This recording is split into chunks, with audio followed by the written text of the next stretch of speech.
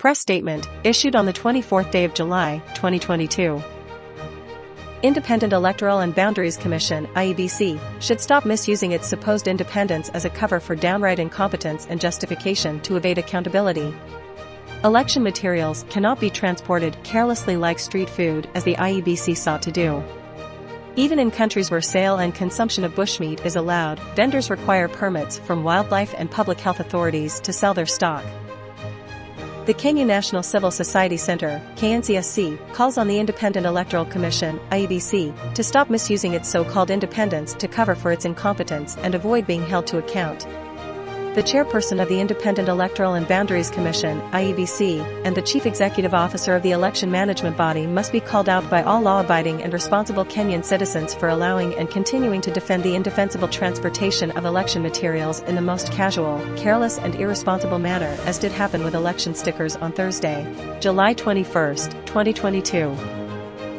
In one of the most negligent, insensitive and heedless incidents as the country prepares for the August 9, 2022 general elections, a foreigner of Venezuelan nationality was arrested after attempting to sneak into the country election stickers that are ordinarily used to label election materials destined for polling stations ahead of the elections. Clearly, the foreigner, and by extension his employers, inform Lycos and the IEBC for whom the Venezuelan is an agent can only be accused of ill intentions because, unlike when the first batch of ballot papers arrived in the country, the IEBC did not think it judicious and prudent to inform concerned authorities at the Jomo Kenyatta International Airport that it was expecting such materials. In one of its innumerable displays of utter lack of foresight and abundance of caution, the IEBC expected the hawk-eyed officers drawn from the Departments of Public Health, the Anti-Narcotics Unit, the Kenya Revenue Authority, General Airport Security Operatives, and the immigration officials stationed at a regional and international hub of the status of Jomo Kenyatta International Airport to know without prior information that a foreigner of Venezuelan nationality will be delivering election related stickers to an independent election management body, going by an equally veritable official name of Independent Electoral and Boundaries Commission, and should have let him pass without question, preferably without any elaborate security checks as did happen. The information that is in the public domain is that IEBC has contracted a firm based in Greece, Inform Lycos, to print ballot papers. But the IEBC, despite all the prodding for more transparency and accountability on all election-related materials, has remained tight-lipped and not forthcoming on what other election materials are being printed by the firm whose credibility with similar elections in other countries has been the subject of public debate, and in some instances, brought to question. What raised eyebrows in the latest instance is that the election stickers were being transported as part of the personal luggage of the traveler, whom IEBC has since defended as an employee of the printing firm, and by extension an agent of the IEBC. Clearly, officers of the Kenya National Police Service and the Directorate of Criminal Investigations had all the legal and legitimate reasons to swing into the actions that they took to apprehend the purveyors of such merchandise for a number of reasons. Firstly, when the IEBC received the first batch of ballot papers, the election management body informed the public that the police would always be on standby to secure every election materials that arrive or are within the country, including the escort of any such materials being procured from outside the county to the IEBC's warehouse, wherever it may be. Yet on this particular incident, none of the officers at the airport seem to have been aware, the IEBC not having made any public announcement of such arrivals, or if it thought such information fell in the need-to-know basis category, and needed to be kept out of public knowledge, made such targeted communication to the security, immigration, and Kenya Revenue Authority officials.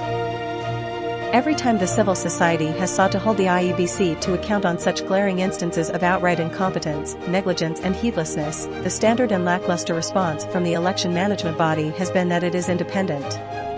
While the Kenya National Civil Society Centre, KNCSC, agrees with the IEBC that it is one of the constitutional commissions and independent offices established pursuant to Article 248 of the Constitution, it is becoming increasingly unacceptable and bordering on criminality that the election management body has interpreted its so-called independence in the most ridiculously literal, absurd and comical terms as to suggest that it is only accountable to itself and needs not to collaborate with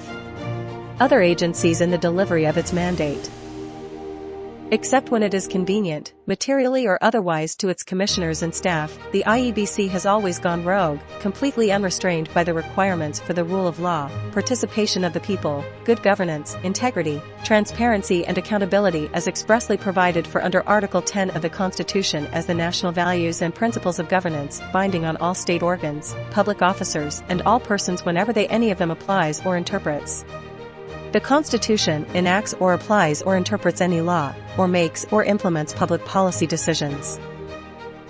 In its interpretation and execution of its so-called independence, the IEBC has also thrown out through the window the values and principles of public service as articulated in Article 232 of the Constitution, including the imperatives for high standards of professional ethics, responsive, prompt, effective, impartial and equitable provision of services, involvement of the people in the process of public policy making, accountability for administrative acts, and transparency and provision to